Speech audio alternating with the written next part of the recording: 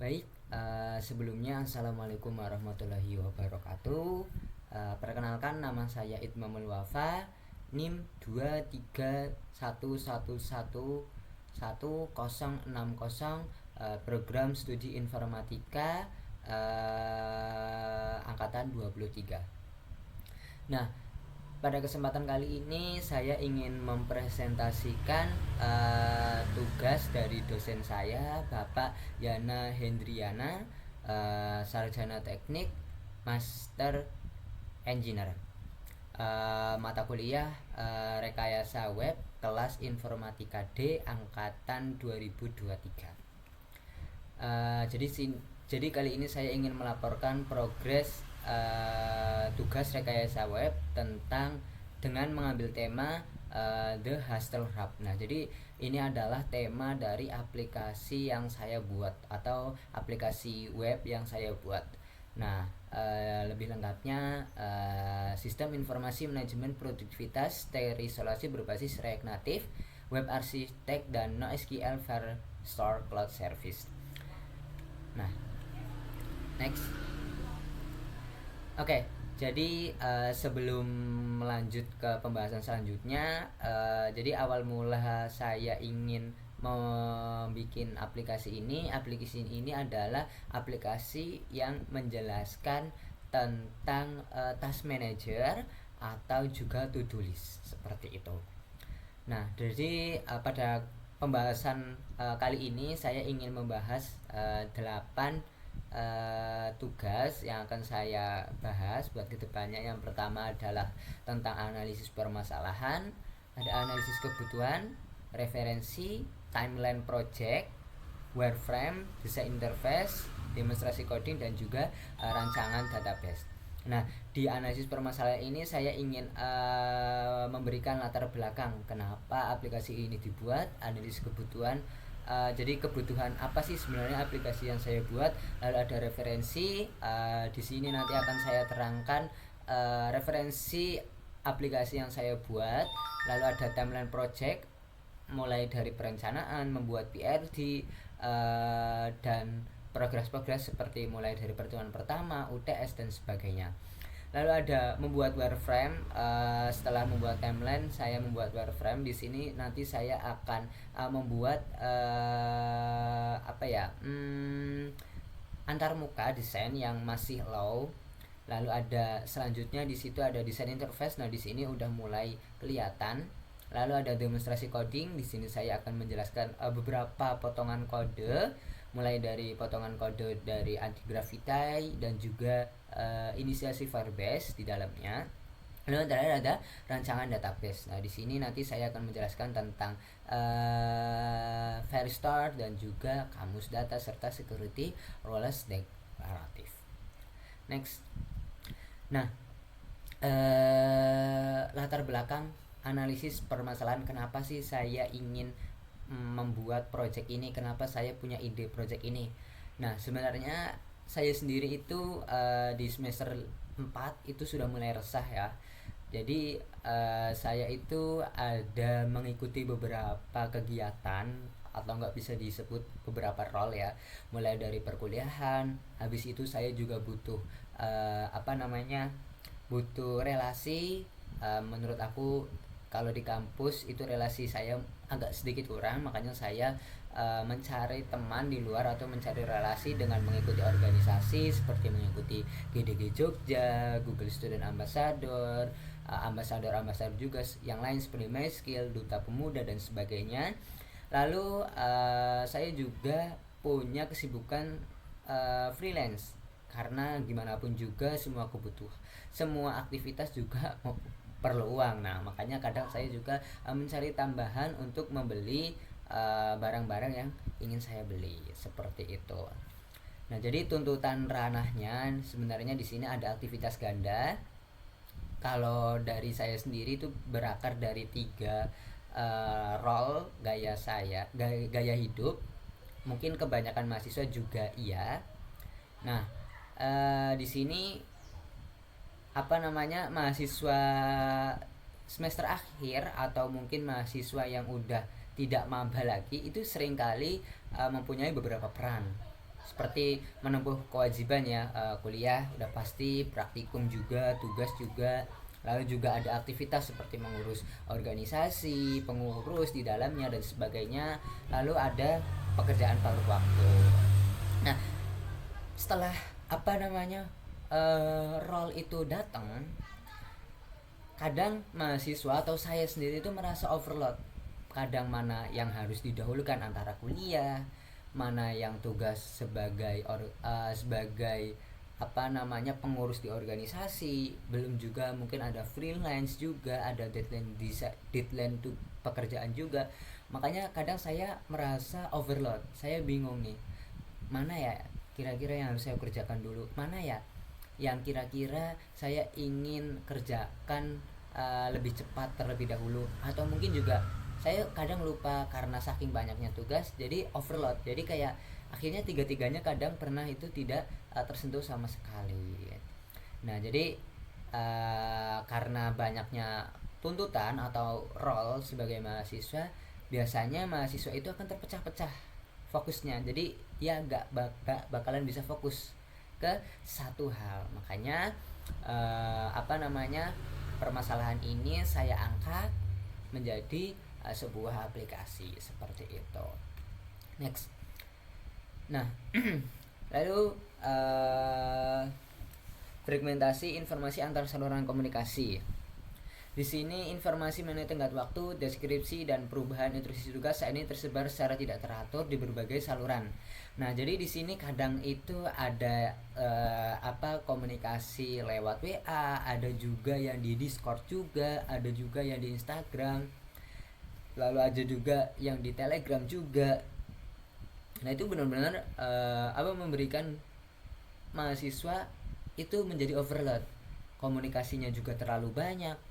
Bahkan mahasiswa sering pindah-pindah antara ke Instagram, ke WA, belum nanti yang di TikTok belum, di Discord juga belum. Nah, seperti itu. Lalu juga nanti tiba-tiba ada tugas kampus ya, mungkin ada dari LMS tugas, ada mungkin dari kalau di UNO itu ada di Edlink, lalu juga dosen nggak semuanya pakai Edlink, ada juga dosen seperti Bapak dosen Pak Ubay itu yang menggunakan Classroom juga. Jadi tugasnya ada yang di Classroom, ada juga yang di Edlink. Dokumennya juga terpisah-pisah. Kadang sebagai freelance nih ada freelance desain, ada freelance videographer dan sebagainya. Makanya saya sendiri itu merasa overwhelmed atau overhead seperti itu. Nah, jadi di sini ada disebutkan centralization deficit, di mana ketiadaan satu sistem penampung tunggal. Jadi karena terpisah-pisah, akhirnya saya membuat aplikasi tentang task manager, di mana di situ saya akan mencatatkan setiap tugas-tugas saya nih. Misal saya mendapatkan informasi di WA, nah biar tidak lupa saya catat di aplikasi Hazhabler atau aplikasi task manager yang saya buat. Nah, di situ nanti ada fitur tentang tugas yang akan datang, keterlambatan, atau nggak mungkin di situ ada deadline. Nah, di situ nanti juga ada pembagiannya. Apakah itu masuk ke tugas kuliah, apakah tugas tugas organisasi ataupun tugas dari freelance seperti itu. Next.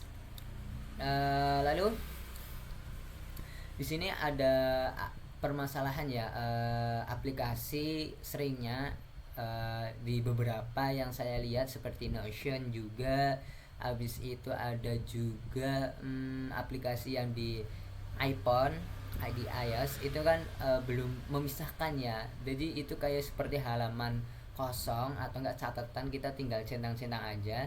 Nah, di situ belum dipisahkan tuh antara tugas kuliah atau enggak dengan tugas-tugas yang lain. Nah, biasanya di sini tidak dibedakan. Jadi kadang saya merasa bingung ini. Aduh, jadi satu catatan menjadi satu. Di situ ada tugas kuliah, di situ ada tugas kampus, tugas ambasador dan sebagainya. Makanya di sini saya sebenarnya kurang suka. Makanya saya membuat aplikasi yang nantinya bakalan terpisah seperti itu. Nah, menurut saya aspek kegagalan psikologisnya itu otak akan terus-menerus mengingat tugas yang belum selesai, sehingga memicu gangguan fokus jika tugas tersebut ditampilkan secara konstan saat tidak dikerjakan. Nah, di situ nanti ada pemilihan tuh antara tanggal berapa yang mau deadline, atau enggak mungkin pekerjaan yang udah selesai dan sebagainya. Nah, jadi biasanya pengguna atau user kehabisan energi untuk menyorting mana nih tugas yang harus dikerjakan terlebih dahulu, mana nih tugas yang harusnya mungkin dikerjakan di lain hari gitu. Next. Nah, jadi di sini ada analisis kebutuhan. Yang pertama yaitu sistem autentifikasi pengguna. Di sini fungsinya adalah sistem harus membatasi akses data menggunakan autentikasi akun berbasis email dan kata sandi yang aman menggunakan Variable Based Auth SDK. Jadi niatnya di dashboard utama di halaman login itu saya niatkan untuk mengaitkannya dengan email, jadi nanti setiap data yang dimasukkan itu nanti dashboardnya beda-beda. Misalnya aplikasi email saya, berarti itu tugas saya di dalam dashboard itu ya isinya tugas-tugas saya. Nah, apabila mungkin dari teman saya misalnya Mas Kolbin, dia ingin memakai aplikasi yang saya buat, nah berarti itu nanti otomatis email dan sandinya juga kan pasti berbeda. Nah, di dalamnya dashboardnya juga berbeda seperti itu. Lalu ada isolasi hub workspace. Nah, fungsinya yaitu sistem menyediakan 3 ruang kerja yang terpisah. Nah, jadi nanti di akhir saya akan mendemokan tentang 3 ruang terpisah ya. Di situ di mana ada akademi, di sini itu saya ingin saya memfokuskan di tugas kuliah. Lalu ada community, di sini bisa organisasi, bisa ambasador, bisa duta, seperti itu. Lalu ada kreatif. Nah, kreatif ini adalah tentang freelance atau pekerjaan sampingan, mulai dari desain, habis itu ada videographer dan sebagainya. Nah, di sini sebenarnya sudah saya kasih fitur, barangkali mungkin ruang kerjanya mungkin membutuhkan lagi nih, misalnya selain akademik, community dan kreatif mungkin ada tugas lagi dari orang tua. Nah, mungkin bisa ditambahkan juga. Cuman saya emang mengambil 3 ruang kerja yang terpisah atau 3 ruang yang wajib, yang harus wajib ada di aplikasi saya, seperti itu. Lalu di sini ada manajemen tugas, sistem harus memvalidasi pengguna, di mana di sini nanti terdapat truth ya, bisa menambah juga, bisa membaca, bisa memperbarui status, misalnya bisa menambahkan tugas, bisa memperbarui status apakah itu tugas udah selesai atau belum, seperti itu. Lalu juga bisa menghapus apabila mungkin ternyata user itu melakukan typo, seperti itu. Lalu di sini yang terakhir ada sinkronasi data real time. Nah, jadi otomatis bakalan langsung terubah ke database-nya, seperti itu. Nah, di sini deskripsinya adalah setiap perubahan data tugas di aplikasi Classroom harus langsung tersinkronisasi ke server Cloud Firestore tanpa reload halaman manual. Jadi nggak perlu nunggu lama. Kalau memang usernya emang mau langsung menambahkan sesuatu di dalamnya, itu insya Allah langsung bisa, seperti itu. Allahu Akbar, Allahu Akbar. Nah, di sini ada kebutuhan non fungsional.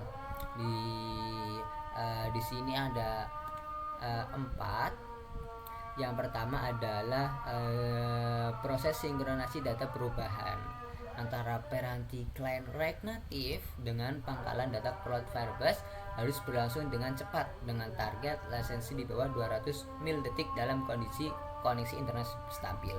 Jadi di sini itu nanti kita sistem bakalan cepat ya, untuk menambahkan, untuk menghapus. Jadi benar-benar real time pada detik sepersekian milidetik itu.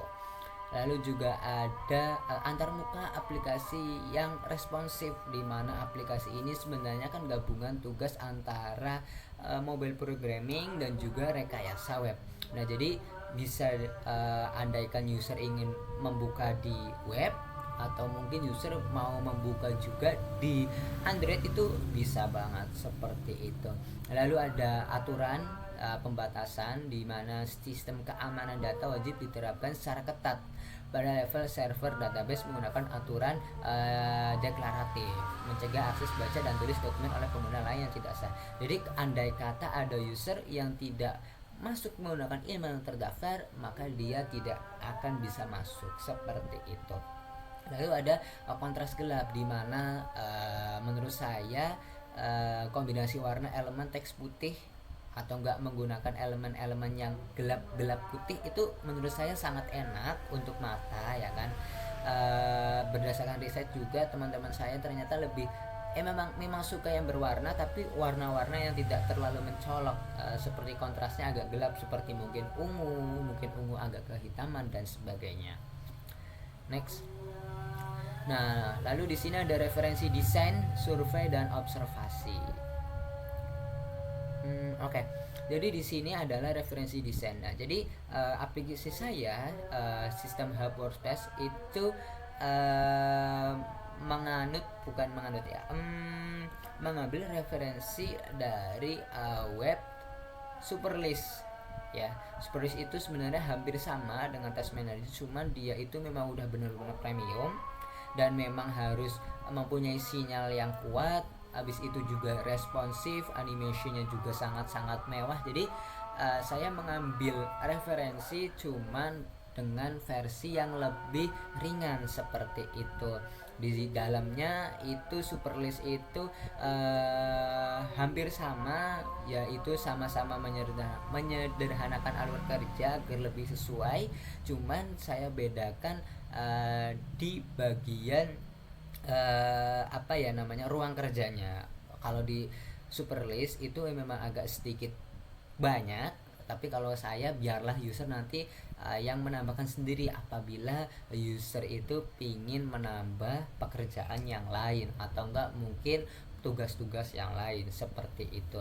Nah, skemanya hampir sama juga, menggunakan gelap, stark, monochrome, di mana palet warna yang minimalis dan teratur akan membantu memusatkan perhatian. Seperti PPT kali ini, yaitu saya mengambil tema hitam dan putih. Jadi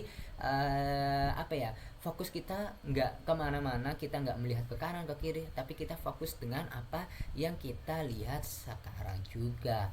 Nah, andaikan boleh dibandingkan, aplikasi Superlist ini menggunakan sistem yang benar-benar komplit. Abis itu memang sudah global, ya, maksudnya udah dipakai di internasional juga, sudah sangat kompleks juga, dan memang sudah sangat-sangat layak digunakan oleh orang-orang di belahan dunia. Nah, sebenarnya aplikasi yang saya bikin itu mengambil simpelnya dari Superlist, walaupun ada beberapa hal yang memang saya ganti atau saya ubah seperti itu.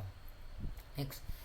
Nah, jadi ini adalah tentang observasi lapangan dan user persona mahasiswa.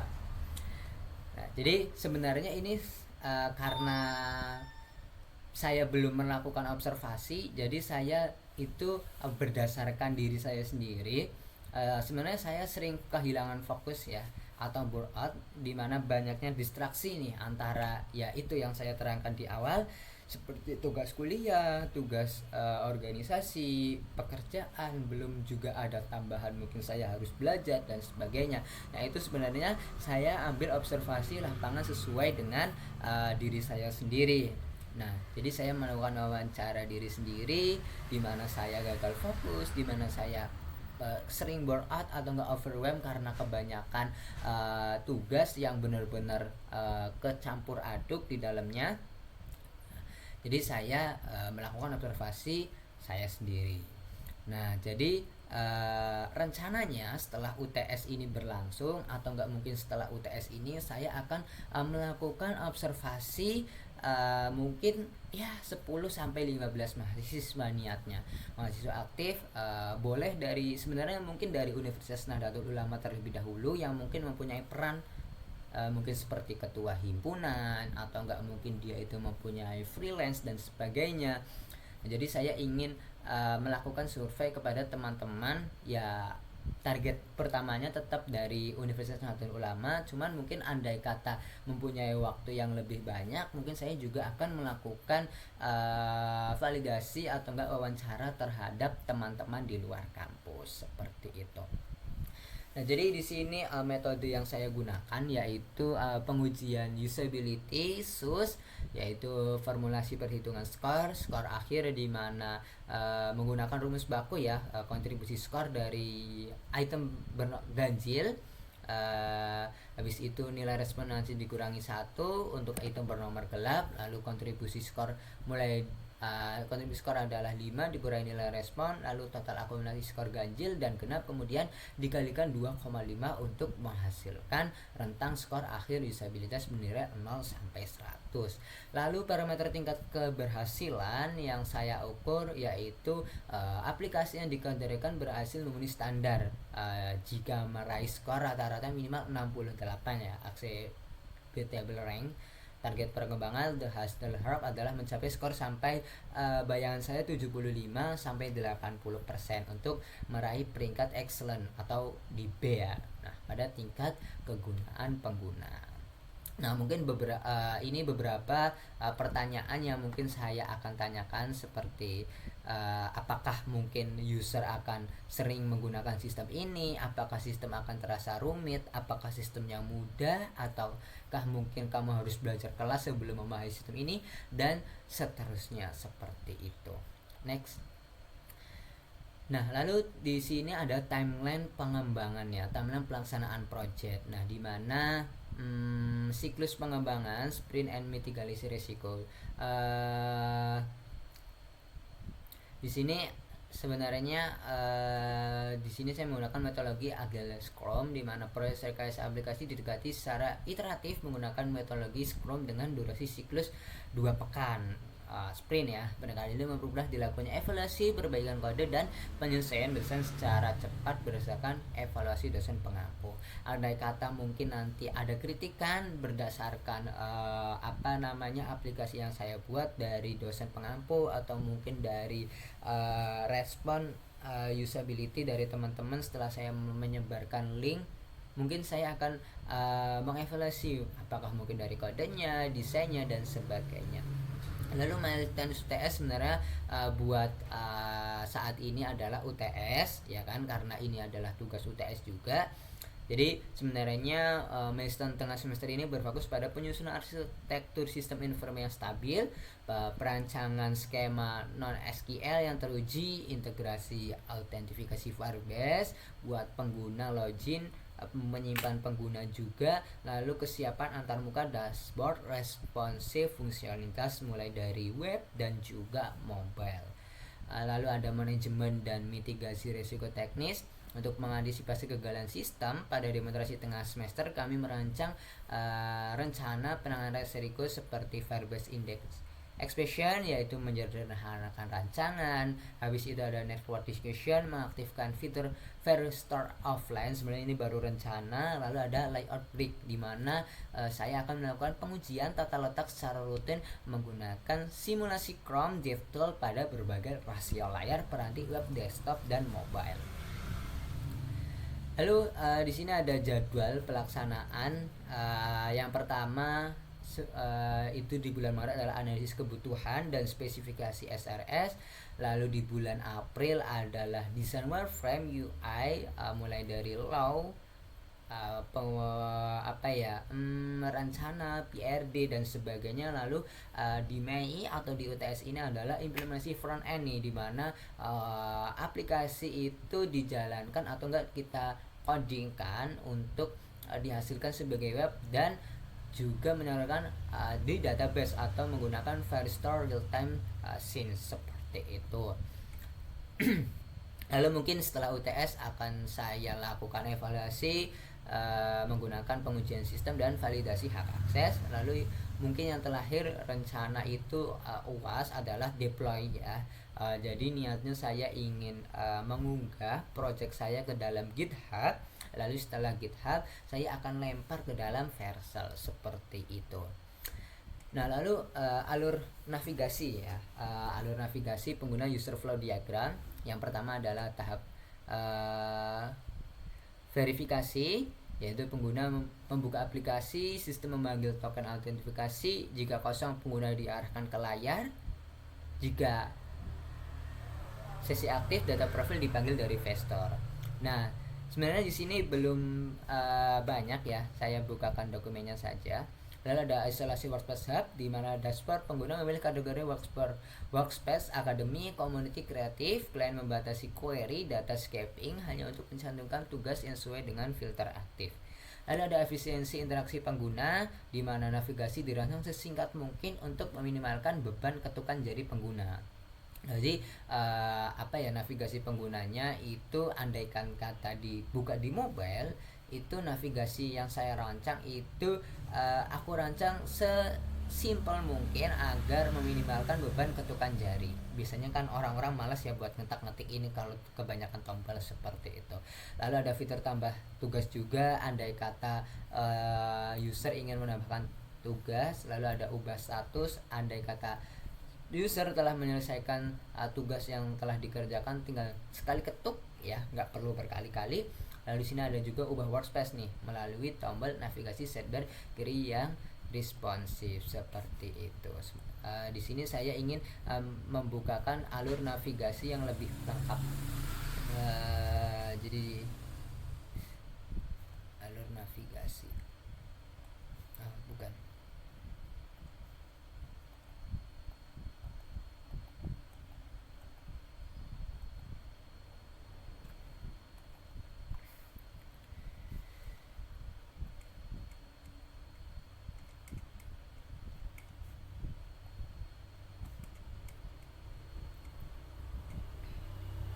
Nah, di sini berframe atau alur navigasi yang lebih lengkap.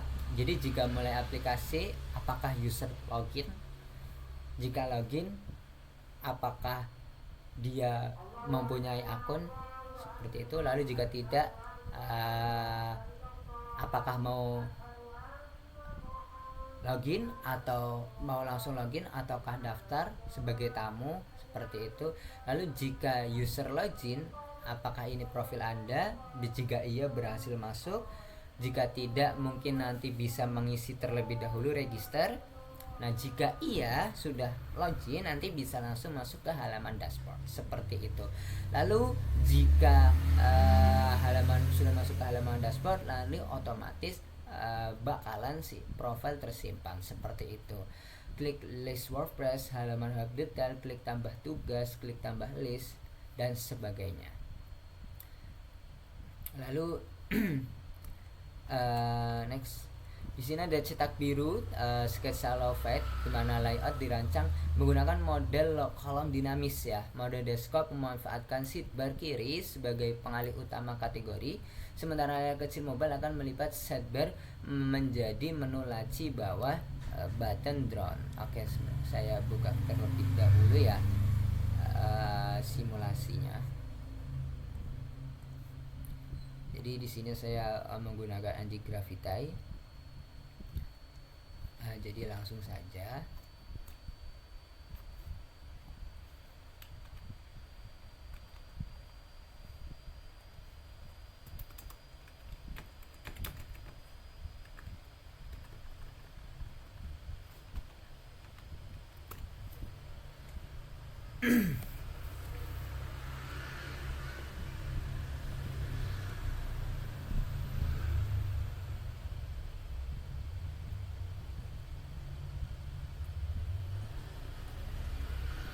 Bentar, sedang loading.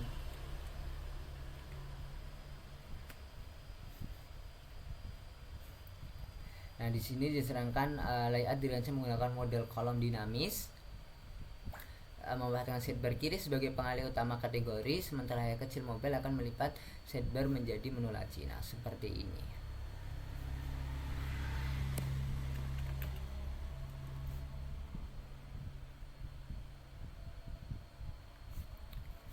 Seperti ini ya.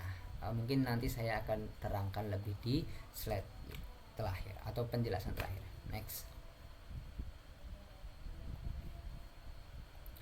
Lalu di sini ada sistem desain sharp monochrome, di mana sketsa warnanya memang saya tadi seperti video yang telah saya gambarkan bahwa desainnya itu menggunakan desain yang monokrom, desain minimalis, menggunakan perpaduan warna hitam murni, dan juga abu-abu gelap serta putih yang bersih, di mana gaya ini bertujuan untuk melenyapkan gangguan visual yang berlebihan seperti itu. Lalu strukturnya adalah layar antarmuka memanfaatkan pembagian struktur, grid menampilkan ringkasan performa serta efisien dalam sekali pandang tanpa memakan ruang yang berlebih. Lalu ada visualisasi antarmuka high fidelity.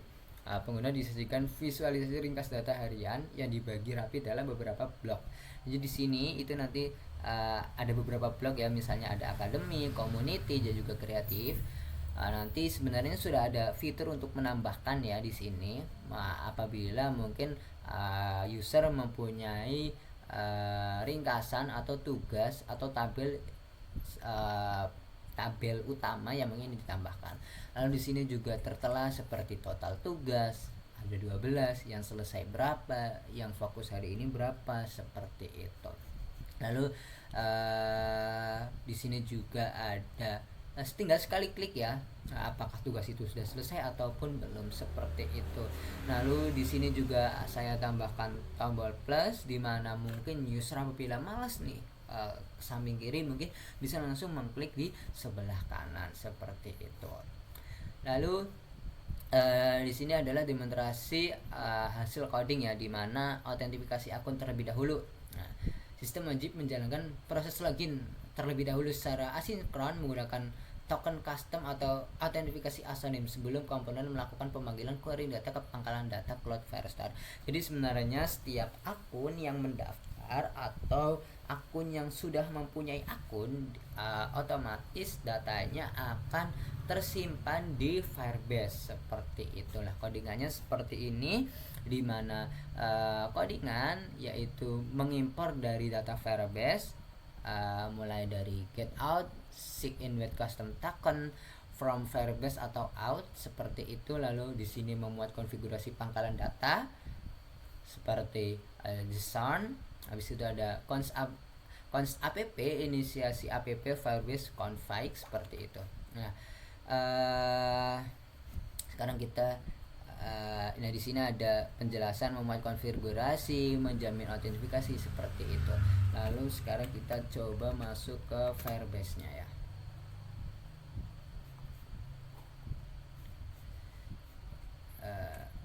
Sebentar.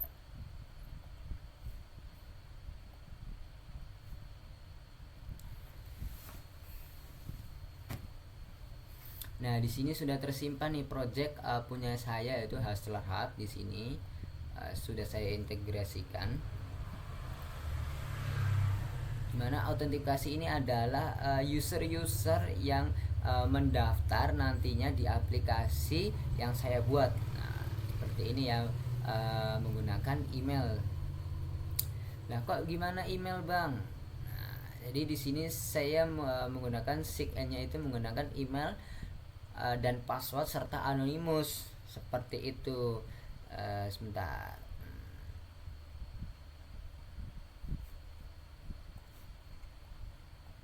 Mana ya?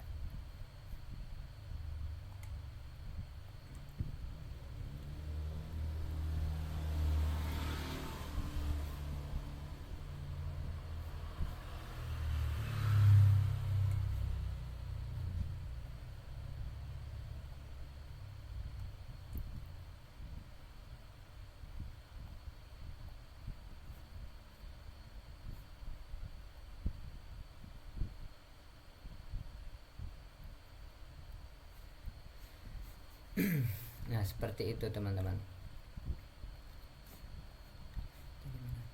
Nah, lalu ada koneksi ya, sinkronasi data real time, di mana import use effect, di mana di sini ada mengimpor efek, collection, query, dan Firebase ya, karena penyimpanan saya menggunakan Firebase. Lalu ada juga di sini beberapa role seperti jalur dokumen, gunakan query sederhana, dan sebagainya. Next, lalu ada mutasi data tambah dan perbarui tugas atau CRUD, di mana di sini adalah import cons fungsi penambahan dokumen tugas baru. Nah,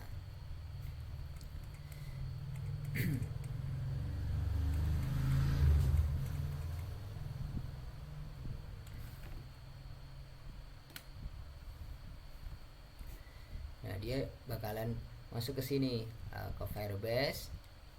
Di sini menghubungkan antara user dengan data real time mereka yang mereka simpan, seperti itu. Lalu ada arsitektur skema NoSQL Cloudflare. Di sini ada koleksi induk, artifact, lalu ada public, ada task. Nah, sekarang ada spesifik atribut seperti title, kategori, priority, is complete, dan create add. Lalu di sini ada spesifikasi atribut dokumen, kamus basis data seperti ID, berisikan ID unik dokumen. Ini otomatis dari Firebase-nya ya. Mana tadi?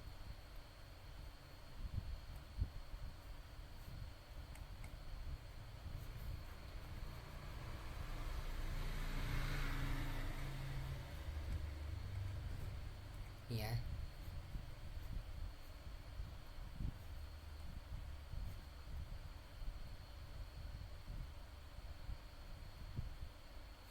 Ini ya, autentifikasi. Jadi ini user yang ID-nya ini ya.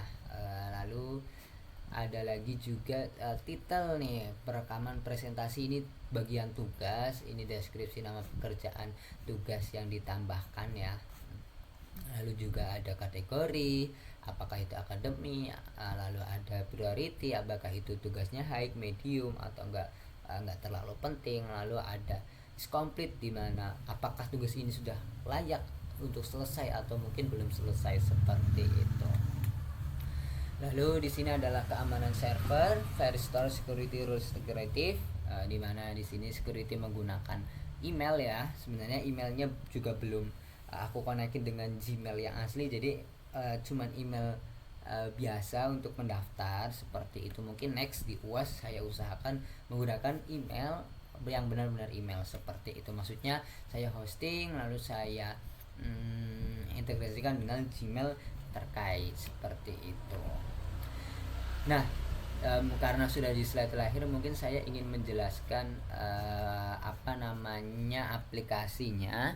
Sekarang kita demo aplikasinya di terakhir. Jadi di sini aplikasinya adalah Hustle-Harp, yaitu tentang task manager, di mana sebenarnya aplikasi ini itu saya rancang untuk memenuhi tugas mata kuliah rekayasa web dan juga mobil programming. Karena sekarang saat ini saya sedang membahas tentang rekayasa web, jadi saya ingin membuka aplikasi ini berdasarkan web, seperti itu. Nah, di sini aplikasinya, habis itu ini judul biasa, habis itu di sini ini masuknya ya. Ini di sini data yang tersimpan itu menggunakan Firebase di dalamnya. Jadi nanti data-datanya bakalan masuk ke sini. Apakah andaikan dia itu anonimus, berarti dia menggunakannya lanjutnya sebagai tamu. Jadi datanya itu, emailnya nggak bakalan ke daftar, seperti itu. Lalu andai kata kamu masuk menggunakan emailmu atau enggak setelah registrasi ya, ini adalah registrasi, lalu dia bakalan menyimpan nih seperti wafamamul110@gmail.com.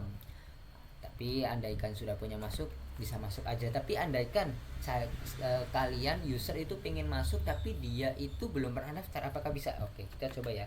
Kita ngasal aja, misalnya wafamamul300@gmail.com. Sandinya mobil di row 4. Nah, di sini aku ada fitur juga buat andaikan masuk, apakah bisa? Bisa. Ternyata tidak. Jadi belum tersimpan di Firebase-nya. Oke, sekarang coba kita masuk menggunakan akun yang saya punya, seperti itu. Apakah bisa? Nah, bisa ya. Oke, coba.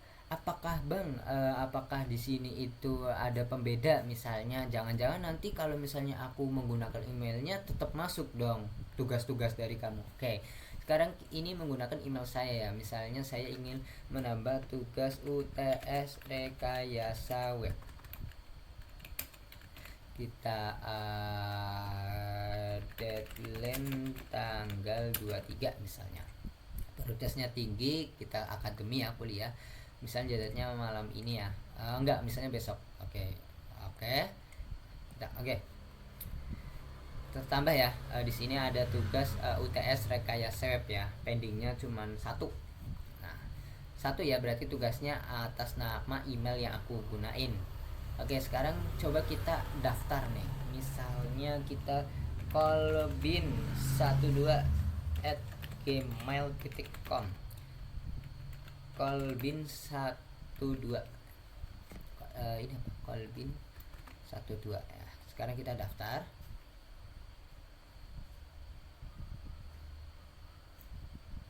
Nah, kita kasih nama terlebih dahulu, misalnya Kolbin ya. Apakah sama isinya dengan punyaku yang kita tadi juga sama-sama kita lihat menambahkan satu fitur? Oke, kosong ya. Sini kan tadi saya ada tugas UTS dan ternyata di akun yang berbeda tugasnya juga berbeda. Jadi aman ya. Sekarang kita keluar. Nah, lalu andaikan kata saya hanya nggak pengen daftar nih, saya pengen nyoba aja, bisa pakai fitur lanjut sebagai tamu. Nah, tapi kita tetap kasih nama dong ya kan. Bagus banget nih aplikasinya. Kita misalnya namakan Putra.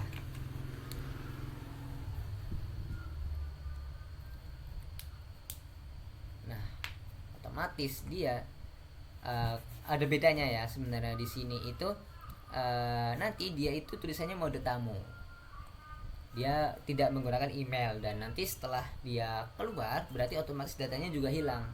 Apabila sebenarnya user pengen mencoba terlebih dahulu nih apakah aplikasinya itu cocok, tapi dia juga males nih, kadang kan kayak aduh kebanyakan email, daftar ini daftar itu. Oke, saya kasih mode tamu di mana mungkin usernya bisa nyoba-nyoba dulu nih apakah mungkin cocok dan sesuai dengan apa yang ingin dia kerjakan, seperti itu. Nah, andaikan mungkin udah cocok, mungkin dia bisa otomatis daftar, seperti itu. Oke, sekarang kita masuk menggunakan akunku ya yang udah ada tugasnya seperti itu. Kita cek ya. Jadi tugasnya ada satu ya. Nah, masih ada ya, aman ya guys. Nah, di sini ada bedanya, di sini tertulis Wafa Mamul 1, seperti itu. Oke, sekarang kita mungkin ingin mendemokan tugasnya. Sekarang di akademi udah ada nih. Nah, sekarang di organisasi, misalnya kita ada tugas pertemuan HMP kedua. Misalnya kita tambahkan rapat bulanan. Nah, kita rendah. Oke, kita kasih aja dengan tanggal 25. Sebenarnya ini juga sebagai pengingat juga ya. Barangkali nggak cuma tugas tapi mungkin ada jadwal seperti itu. Oke, mungkin sebenarnya bisa ditambah kalau mungkin nggak terlalu overwhelm. Saya ingin menambah juga mungkin kayak jadwal janji, jadwal temu barangkali ya kan. Nah, seperti itu. Mungkin nanti barangkali ada masukan dari Pak Ubay, Pak Yana, seperti itu. Nah, di sini udah tertulis satu-satu ya. Tugas kuliahnya satu, tugas organisasinya juga satu. Nah, kita lihat dashboardnya, tugasnya ada 2, tugas selesainya juga belum ada, seperti itu. Andaikan kata aku ingin menyelesaikan ini, udah selesai nih. Nah, di sini tertulis nih tugas selesai. Nah, indikatornya juga berubah, tulisannya menjadi 2 tugas, 1 dari 2 tugas selesai, jadi 50%. Jadi 2 dibagi 2 kan 50%. Indikatornya juga jalan, ini juga jalan, tugasnya juga terdeteksi apakah itu pending, apakah itu selesai, seperti itu.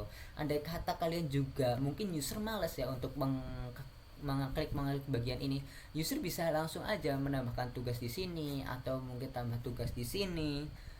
Lalu mungkin juga misalnya user ingin mengecek langsung dengan cepat nih ya, saya langsung sediakan fitur di sini juga untuk ya tinggal masuk aja ke sini. Nah, tinggal balik lagi ke dashboard.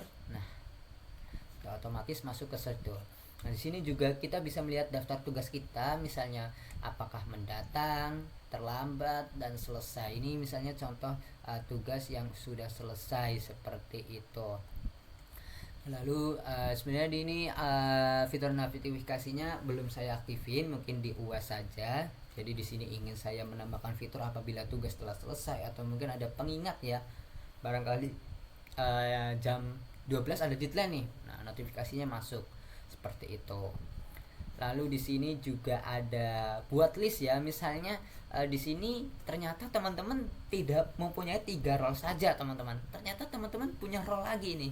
Misalnya role-nya sebagai apa ya? Kuliah, kampus, organisasi, sama apa ya? Ini myself. Misalnya buat diri sendiri ya kan, untuk keperluan sendiri. Untuk keperluan ketenangan diri. Misalnya kita bisa memilih nih, apakah sebenarnya animasi apa ininya masih terbatas. Mungkin seperti ini ya. Lalu kita juga mungkin next bakalan aku tambahkan warna jika mungkin tidak terlalu banyak, atau mungkin sebenarnya ini juga sudah cukup sih sebenarnya. Fitur buat list baru ini opsional karena sebenarnya sudah aku maksimalin di 3 itu bisa mencakup semuanya. Tapi andaikan kata user ternyata lebih dari mempunyai 3 role, user juga bisa menambahkan. Sebenarnya ini opsional, tapi saya memang sengaja saya tambahkan seperti itu. Misalnya seperti ini ya. Nah, otomatis kan myself. Ternyata user bisa menambahkan role baru nih. Misalnya usernya itu mempunyai role yang baru juga seperti itu. Nah, bedanya fitur 3 ini memang fitur yang sengaja tidak aku aktifin hapusnya karena ya ini identitas dari aplikasiku adalah 3 fitur ini. Tapi andaikan kata kita mempunyai list baru, cuma list itu kan di luar ya, mungkin job desk kita yang baru. Nah, kita bisa menghapus tugas yang mungkin sebenarnya tidak perlu kita tambahkan seperti itu. Oke, lalu di sini ada akun. Sebenarnya di sini andai kata mungkin waktunya cukup dan mungkin pengetahuan saya juga cukup, saya ingin menambahkan mungkin di sini hasil member, apakah member pro, apakah mungkin ID-nya ada, apakah ID 1, 2 dan sebagainya. Nah, di sini kalian juga bisa melihat ya. Wah, teman-teman, sangat berwarna sekali. Di dashboard teman-teman bisa melihat progres. Ternyata di pengaturan juga bisa, di halaman scroll juga di bawah juga bisa seperti ini. Andai kata teman-teman mau mencari tugas misalnya seperti ini ya, HMP, nah otomatis juga udah kelihatan seperti itu. Di sini juga ada statistik nih, yang diselesaikan berapa, yang sedang berjalan berapa. Habis itu ada completion rate seperti itu. Lalu mungkin di sini belum terlacak ya workspace-nya. Di sini belum kelacak apakah mungkin di community apakah ada tugas seperti itu. Mungkin next di UAS yang akan datang atau enggak di progress yang akan datang. Di sini ada achievement nih, apakah dia itu vartest, apakah konsisten dan sebagainya, apakah dia mungkin jadi grinder, perfectionist dan sebagainya. Lalu ini adalah ulangi onboarding, apakah mungkin user pengen meriset namanya dan menggunakan preferensi desain ini mulai dari awal, dan yang terakhir adalah keluar akun. Yap, mungkin begitu yang dapat saya jelaskan.